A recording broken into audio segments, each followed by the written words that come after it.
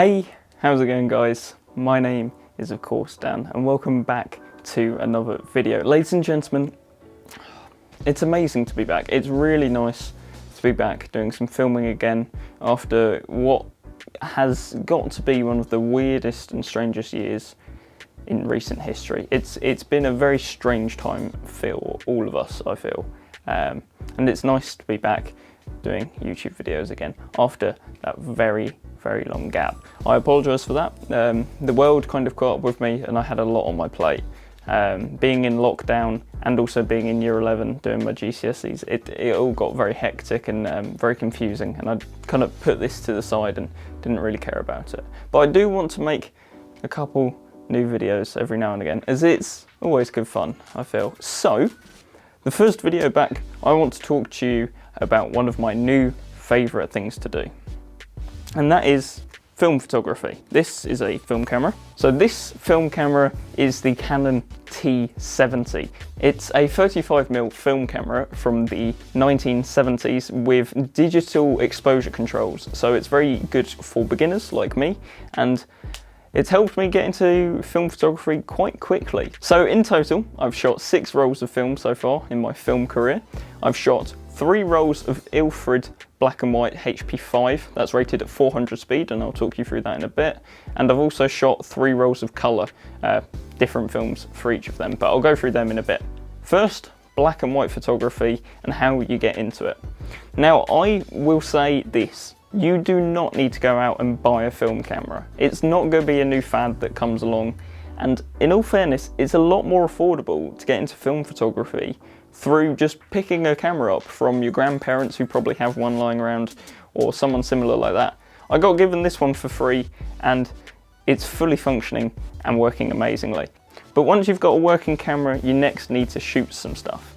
Now, getting used to shooting film is a very difficult system.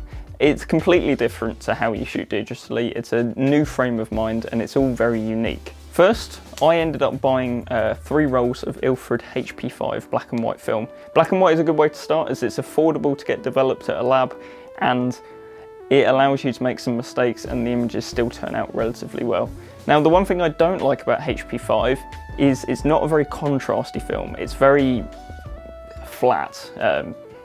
When I shoot black and white, I want something that has some really rich blacks and really punchy whites, but this is relatively flat for a black and white film, which is quite good and quite forgiving. So I shot 1 roll of HP5 at box speed, in fact 2 rolls of HP5 at box speed, and then I shot 1 roll at 2 times box speed, which was 1600 ISO.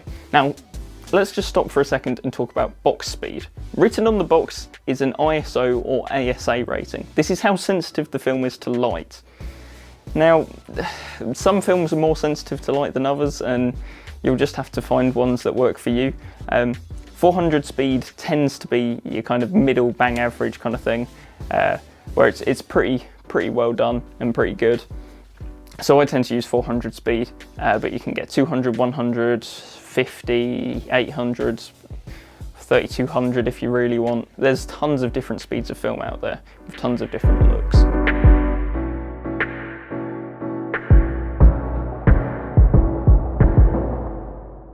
After I shot all my black and white film, I wanted to start shooting colour, because colour is where it's at. You get the bright, punchy colours from the 1980s and it looks amazing. There's several colour films still around to this day who you can buy through local camera shops or Amazon. Be careful with Amazon, some films can be out of date and it can ruin your photos, so I buy from Park Cameras in terms of film, as they're pretty reliable. So the first colour film I shot was Ektar 100, which is quite a low speed film, and it's a kind of descendant of Ektachrome, which is a colour positive film that's very expensive to get developed and find these days. So this is a colour negative film, a bit cheaper, very punchy, bright colours. I got some amazing photos of around the local village where I live. I really love them. They're really punchy and they really show you the 80s feel of colour, and it was great fun to shoot that.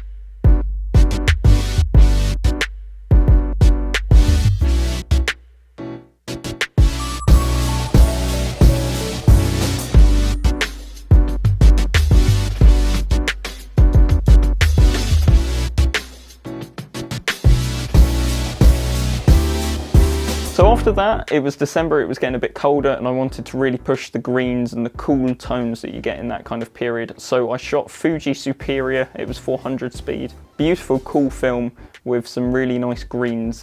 Not very vibrant, but really showed off the kind of feeling that you were getting. It was a really nice film to shoot. I shot in Pulborough down the road.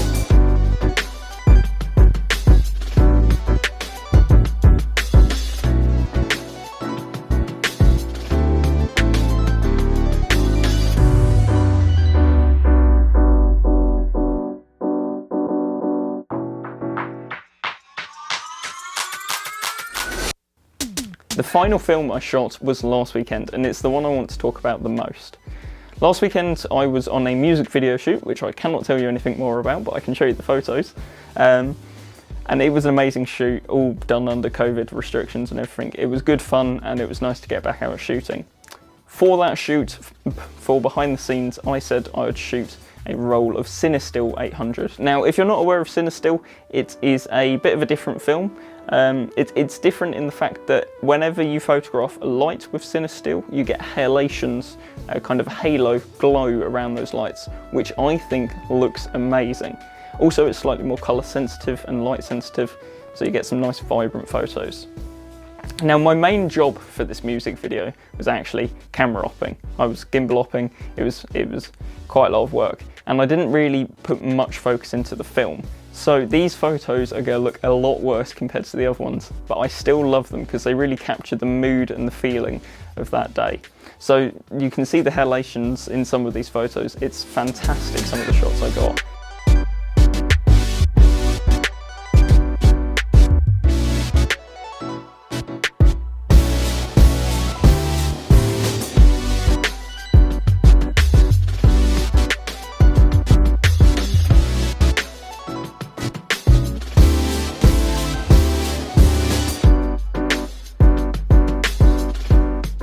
That was it for film. I've shot quite a lot of it. I do love shooting film. It gives you a whole new look on life and a whole new idea of how to shoot photos, because you don't have the 600 photos like you would have on a digital camera that you can delete if they weren't good and still have another 600 photos to go, all free of charge. You have to really think about what you're shooting.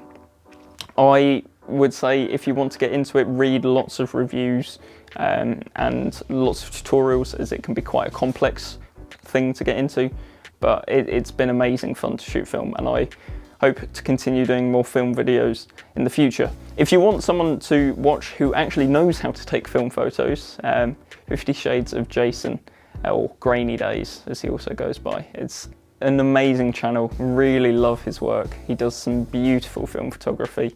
He shoots medium format, which I can't quite afford, but it's some brilliant work. Anyway, thank you very much for tuning in and hearing me ramble about film for about 10 minutes. I hope you have an amazing day, stay safe, and I'll catch you in the next video.